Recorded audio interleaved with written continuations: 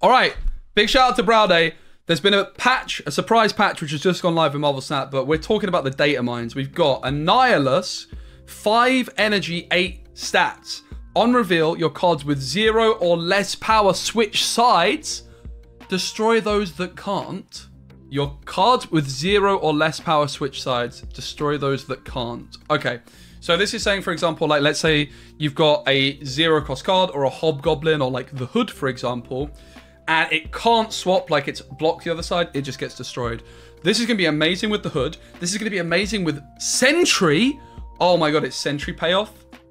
Oh, this is huge. This is going straight into my Sentry deck. Oh baby, this card's really, really good, guys. This card is serious. It also deals with goblins. It's like a reverse goblin play. Yeah, really good with Debris. That's true. Oh, I love this card. I'm buying this. I will spend 6,000 on Annihilus. It's good with Hazmat. It's good with Debris, Clog. You could do Daredevil with it as well because it's a turn 5 play. Like, so you can see exactly like, should you play your Annihilus to clog them, or can you just do something different, right? Like, are they going to try and block it?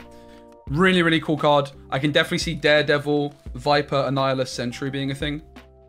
Maybe with like a Titanium to try and clog them on the Daredevil turn as well.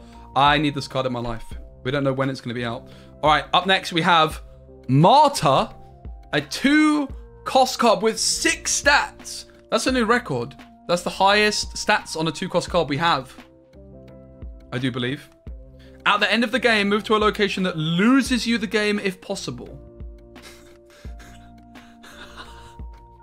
What? That's so stupid. Yeah, you could Viper it.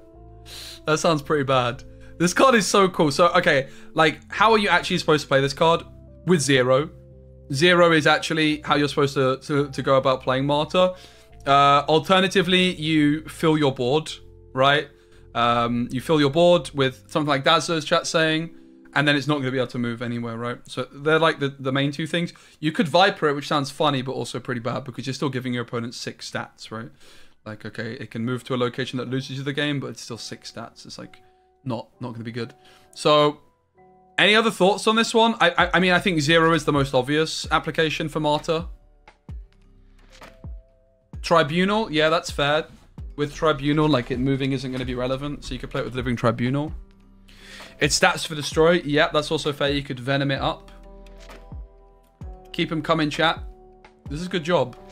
This is a good job. Love it. All right. Up next. How exciting is this? Werewolf by Night, 3/3. So, Silver Surfer, after you play an on-reveal card at another location, move there and gain +2 power. Bro. After you play an on-reveal card at another location, move there and gain +2 power. So, it's like a hybrid between move and on-reveal. But the stats of this guy are going to be pretty insane, right? So, for example, if you play this with Silver Surfer is on reveal. So, you could Silver Surfer it, Werewolf, if it can move there, if there's space, will move, get +2 points. Making it really hard for your opponent to pinpoint where you're playing. Wong and Strange synergy, finally, kinda. Yeah, a little bit. Question if it doesn't move, does it still get the stats? Okay, so it says, after you play an on-reveal card at another location, move there and gain 2 power. It says move and. So I would assume no. Doesn't say move there. Maybe. I think because this part of the sentence is a separate clause, it would have to move and gain power. I'm even doubting that's true myself. Yeah, if it was then, it probably does still gain power if it's full. If that's the case, the card's absolutely insane, yeah. You only need it to move once and it's already at Maximus range. Yeah, this card is absolutely insane actually, right? Like if it moves once, it's 1 point behind Maximus. Yeah, you could use it in bounce, that's true as well. Oh, this card seems actually kind of OP. Bear in mind, these are data mine cards, so it's quite likely that they're going to get reworked, right? Potentially. Not reworked, but potentially, like, the stats can change. This seems too good to me. Seems kind of too good to me. Gladiator, there's so many. It's a 3/8. On reveal, add a card from your opponent's deck to their side of this location. If it has less power, destroy it. Add a card from your opponent's deck. Mill. Anyone mill? Mill. Mill decks. Copium.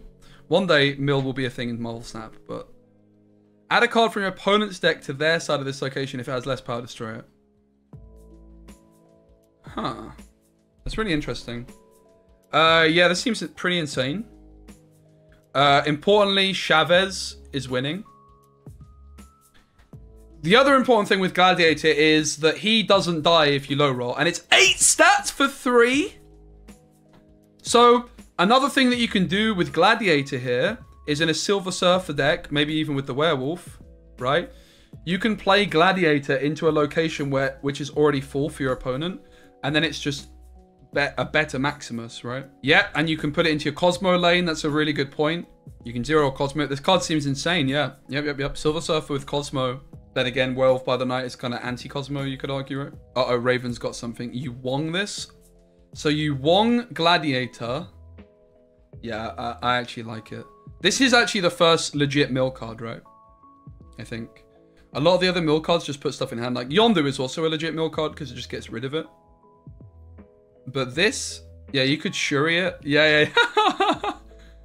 Yeah, Shuri it. Okay, this card's insane. I'm loving the chat ideas as well.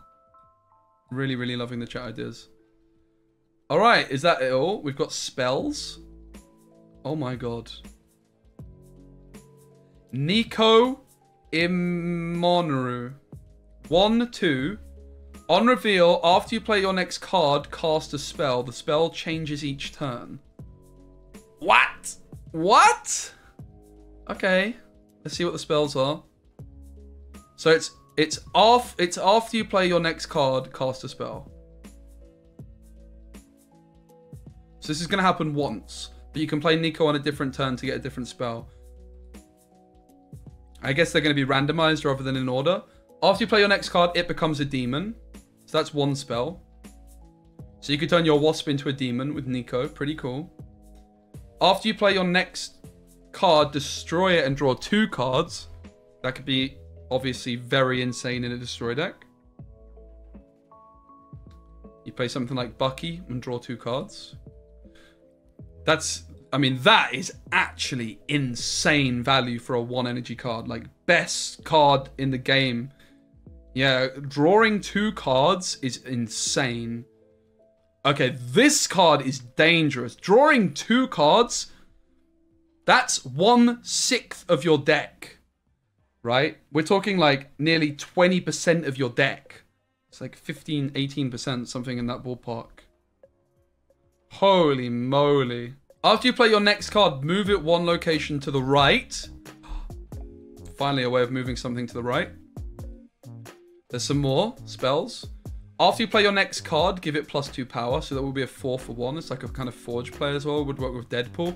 So Nico looks good in Deadpool, right? It gives you card draw for consistency. To find like your Taskmaster if you want it.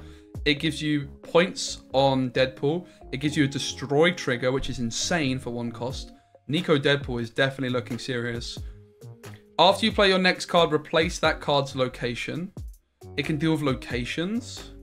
After you play your next card, add a copy of it in your hand. After you play your next card, double this. Okay, this card's power. Oh, Shuri. Oh my god. Oh my god, that card's insane. I mean, most datamined cards stay very, very similar, right? Chat, there's flipping more. ELSA Bloodstone. 2/2. If you play another card to fill a location, give it +3 power. Important to note, this won't work with Brood.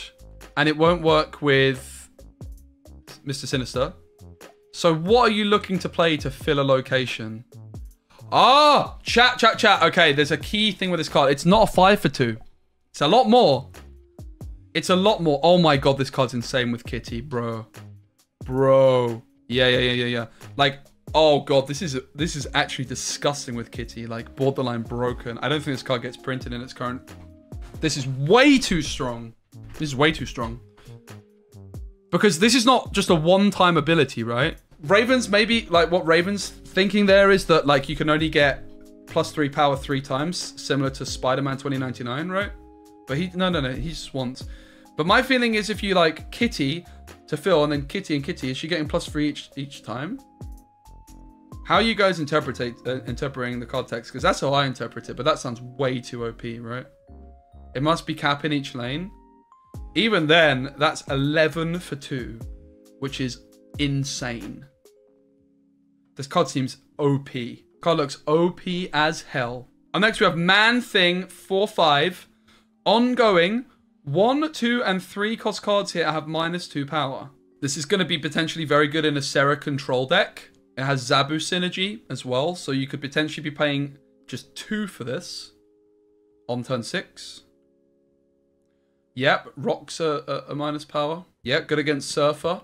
This seems like a very good card. 5 stats. You can hit a maximum of 4 cards, which would be 8. That'll be 13 stats.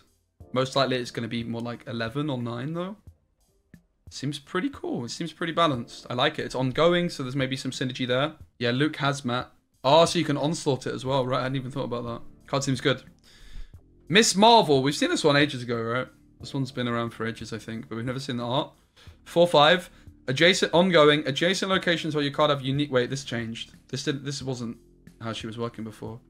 She was some kind of move synergy, right? Before?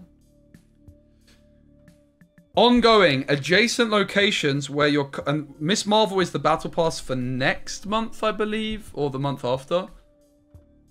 Supposedly. Because a bunch of, like... Marvel... Like, whenever the Marvel's film's coming out, she's going to be the battle pass for it. Month after? Thanks. Adjacent locations where your cards have unique costs have plus... Wait. Ongoing, adjacent locations where your card have unique costs have +5 power. Okay, this wording is completely scuffed. This makes no sense. Ongoing, adjacent locations where your cards have unique costs get 5 power. Oh! Adjacent locations where your card have unique costs have +5 power! It makes sense! It's not talking about her, it's talking about the locations. I was gonna say, it'd be weird if there was a typo in the flipping... So she's a Mr. Fantastic. Dude, this card's sick. So she can be worth 15 stats. But her condition is very, very, very, very unique. Yeah, you'd have to have like 1 cost, 2 cost, 3 cost, 4 cost. Pretty damn cool. Wasp might help you out a bit. You could maybe get like Onslaught, Miss Marvel, Onslaught. Yeah, she's like a mini Doom. That's actually a really good comparison. Damn, okay. More cards, guys. There's more. Black Knight. A 1/2. After you discard a card, add the Ebony Blade to your hand with that card's power. Once per game. This would need to be on the board. It's a 4 cost with the power of whatever you discard. The Black Blade blazes. After you discard a card, add the Ebony Blade to your hand with that card's power. So you could discard Infinite. I mean, it's definitely good, but if you compare it to Ghost Rider, like, bear in mind, guys, as well, now Blade just got so much better. So, yeah, this card is probably pretty insane. It's kind of like a Ghost Rider, though, yeah. This card's definitely good, but not as good as it might first seem. It's definitely cool. Right. Is that all of them? Looks like all of them.